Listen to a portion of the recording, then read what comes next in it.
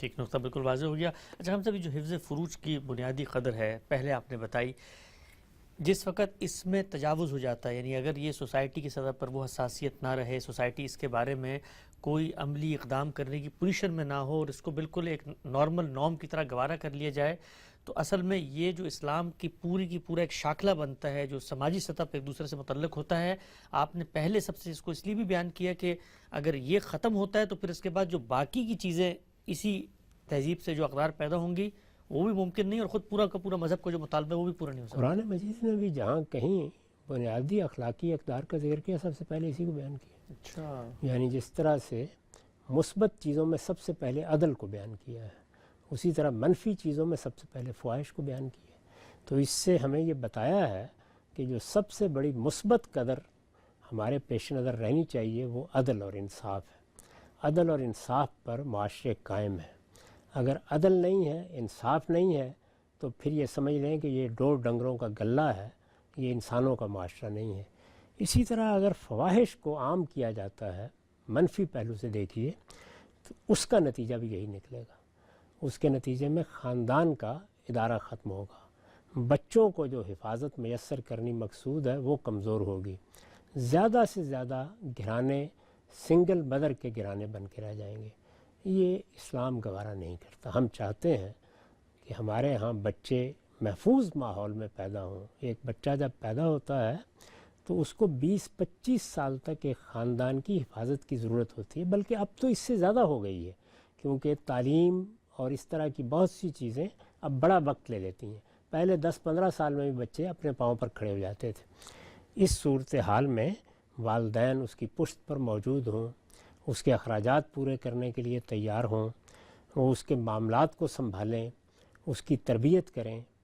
یہ ساری چیزیں جتنی ہیں یہ اسی صورت میں ہو سکتی ہیں کہ ایک پاکیزہ گھرانہ اس کو میسر ہو، جس میں میاں بیوی ایک دوسرے پہ اعتماد کرتے ہوں، دونوں کے درمیان وفاداری کا تعلق ہو۔ یہ چیز اگر ختم ہو جائے گی تو پھر خاندان کا ادارہ آپ آئندہ نسلوں کو فراہم نہیں کر سکتے۔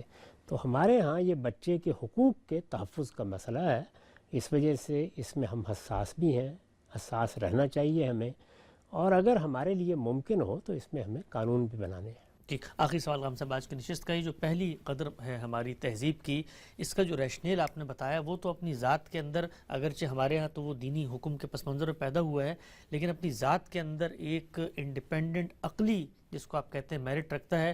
تو کیا ایسا نہیں ہونا چاہیے کہ ہم اپنی اس تہذیبی قطر کو محض اپنی اسلامی شناخت کے پس منظر میں رکھنے کے بجائے اس کے اندر جو ریشنل ہے، چونکہ وہ تو پوری دنیا سے متعلق ہے کہ نسل انسانی کی بقا ہونی ہے، بچہ ہوگا، خاندان اس کی حفاظت، نگرانی، نگہداشت برداشت کرے گا، تو اس کو ہمیں اس پوائنٹ آف ریفرنس تک دنیا تک نہیں پہنچانا چاہیے، بجائے اس کے ہم کہیں گے جی ہماری اسلامی تہذیب کا بنیادی عنصر ہر چیز دنیا تک پہنچانی ہے، تو جب آپ دنیا تک اس کو پہنچاتے ہیں تو اس وقت تو میرے اور ایک دوسرے انسان کے درمیان کوئی قدر مشترک ہونی کامن چاہیے۔ Point of reference. وہ قدر مشترک کیا چیز ہوتی ہے؟ وہ ہمیشہ وجودی حقائق ہوتے ہیں۔